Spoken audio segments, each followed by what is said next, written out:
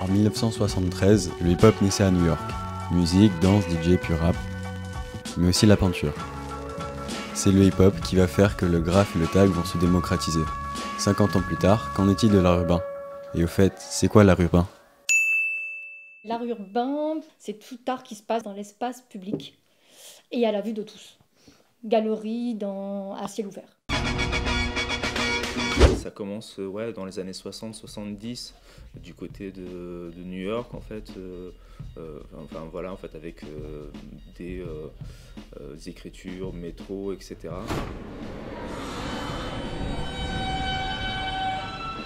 C'est plus le côté graffiti dont on parle. Le street art pour moi ça vient un peu plus tard. Cette appellation-là en fait même n'existait pas forcément au départ. Au niveau du street art, on va rentrer de la fresque, donc quelque chose qui ressemble, ça peut être du figuratif, de l'abstrait. On va rentrer aussi dedans du collage, on va retrouver dans la rue des grands papiers collés, on va rentrer de la mosaïque, on va rentrer aussi tous les le sticker. Et plus sur de l'écriture en fait en ce qui concerne le tag en fait graffiti. Et le street art, en fait, on parle plus de fresques. Ça peut être une fresque sur un mur, sur un rideau de commerçant, ça peut être effectivement un graphe sur un bâtiment abandonné. C'est l'intérêt du street art et des arts de rue, c'est de pouvoir, on va dire, s'approprier l'espace public. Quand on les voyait sur les trains ou sur les murs, c'était vraiment marqué son blaze ou un message. Déjà, rien que sur les tables de l'école, quand on écrit son prénom sur une table, pour moi, déjà, on fait de l'art urbain.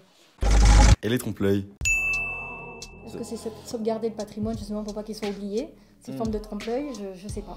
Je connais pas la volonté et de l'artiste et des gens qui commandent ce genre d'œuvre. Honnêtement, je connais pas du tout cette histoire-là. Je connais le trompe-l'œil qu'il y a dans la place des Caladons, que je trouve très bien d'ailleurs, parce qu'il fait parfaitement illusion. C'est une façade de maison avec l'entrée d'une cave et puis Médard à sa fenêtre. Je crois qu'il y a une dame qui arrose sa jardinière. Quelle utilité? Prendre quelque chose d'existant et qui est pas joli en fait, ou qui est pas intéressant en soi, comme un transeau ou un mur blanc ou quelque chose en fait, et créer autre chose en fait qui va à un moment donné donner à voir, donner à imaginer, donner à réfléchir autrement et peut-être s'évader ou juste rire ou en fait faire sourire en passage en fait.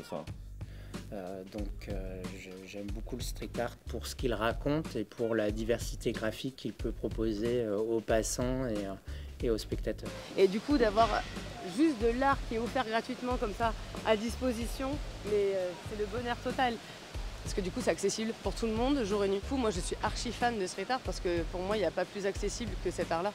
J'aime bien ce que ça peut exprimer comme art dans la rue, que ce soit disponible à tout le monde et gratuit pour tous. Donc j'aime bien ce message-là et puis les messages que ça fait passer en général. Ça peut être une phrase écrite sur un mur, ça peut être juste des mots, des blazes qu'on retrouve un peu n'importe où, en haut des murs, en bas, de partout, sur les gouttières, par terre, sur le trottoir. Le graffiti, pour moi, c'est déjà un peu plus de travail. On va reprendre un lettrage qu'on va remplir déjà à la bande de couleurs, avec du relief, pas du relief. Après, chacun en fait le perçoit différemment. En fait, l'art urbain aujourd'hui est peut-être plus admis. En fait, le tag graffiti est encore un petit peu encore du mal en fait à faire adhérer. Parce qu'il y a beaucoup de gens qui pensent que ça détruit Les graffitis, c'est une trace pour laisser un passage, mais ça n'a pas forcément de sens. Le graffiti, ça dépend ce qu'il représente en fait. Si c'est juste 3 insultes, ça ne m'intéresse pas vraiment, ou un mot d'amour pour quelqu'un, ça peut être mignon, mais bon, sans plus de sens. Mais moi, je ne le vois pas comme vraiment le graffiti, à moins que ce soit de tout petits dessins qui aient une signification ou un message. Dans ce cas-là, oui. À partir du moment, en fait, je pense, où on intervient dans la rue, c'est un acte militant, politique, personnel ou social, mais ça reste un acte qui est de revendication, quoi. And you could feel all the tension building up at the convention as the hustlers began to arrive. Must have been 9,000 or more that came through the door. The time was 11:55. Une différence entre graphe et street art? Est-ce qu'un graphe, c'est du street art? Ça dépend. Si c'est un graphe qui saccage un monument, non, c'est pas du street art. Si c'est du graphe artistique, joliment proposé, oui. Tant que ça raconte quelque chose, les arts graphiques doivent raconter quelque chose, doivent interpeller la personne qui le regarde. Alors les graffitis, ça me pose question, parce qu'à chaque fois que j'en vois, c'est toujours apposé sur des œuvres d'art en fait, ou alors des choses qui étaient déjà pensées esthétiquement. Et du coup, pour moi, le graffiti, ça vient juste donner une note négative. Et c'est un petit peu comme un chat qui fait pipi contre un arbre pour marquer son territoire. Et ça me dérange vraiment. Ok, mais dans la personne qui va le voir au niveau du public, la seule chose qu'elle va voir, c'est de la dégradation. Elle va pas comprendre que derrière, il y a ce message de l'artiste, du tagger, en disant j'existe. Moi, je pense qu'il y a aussi cette manière de dire je suis là, j'existe aussi à travers le tag. Ouais. Il y a ce ne m'oubliez pas, on est là, on est. C'est une guerre de territoire en fait, quelque part en fait aussi à un moment donné de pouvoir être visible en fait. Parce que j'ai pas l'histoire en plus de ce graffiti. Si ça se trouve, je serais complètement d'accord avec le fondement du groupe de ces graffeurs-là. Mais comme c'est fait de façon un peu anarchique, ça me gêne. Parce que c'est comme si on manquait de respect finalement à ce qui existait déjà. Voilà. Okay. Voilà. Donc du coup, s'il y avait quelque chose de l'ordre du graffiti, où vraiment il y a quand même un travail quoi, sur le graphisme, sur la rondeur de la lettre, ou alors sur quelque chose d'un petit peu pointu, ou des couleurs ou quoi aux caisses, ça, je l'admets, mais j'aurais peut-être besoin d'avoir l'histoire qui va avec pour pouvoir l'apprécier à sa juste valeur. Chaque œuvre, quelle qu'elle soit, en fait, a son sens particulier, en fait, son message propre, en fait. Il y a des choses qui sont communes en fait, mais chacune a sa propre histoire, en fonction du lieu, etc.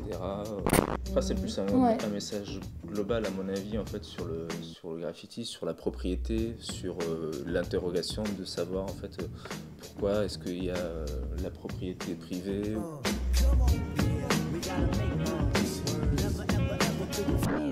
Et pour l'avenir ?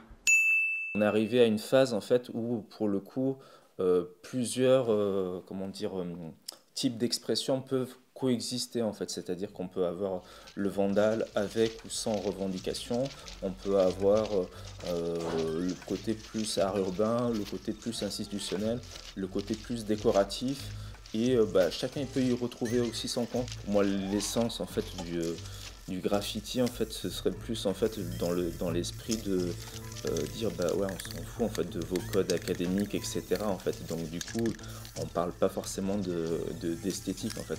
Si on rentre dans un côté décoratif ou autre en fait on est déjà dans autre chose, dans une forme de compromission par rapport à un système établi. L'art urbain en galerie ? Après, il y a aussi deux écoles, parce qu'il y a les taggers, les vrais, les vandales, les trucs comme ça. Quand ils disent que le street art dans la galerie, c'est plus déjà de l'art urbain. Pour eux, ils sont contre ce phénomène-là. En fait, c'est presque antinomique, c'est-à-dire que c'est presque le contresens pour moi du message initial en fait, qui est anti société de consommation en fait. La vraie question en fait c'est est-ce qu'on peut vraiment avoir un message subversif politique sans être à un moment donné retourner en fait par la machine en fait et être récupéré quel que soit notre propos quoi.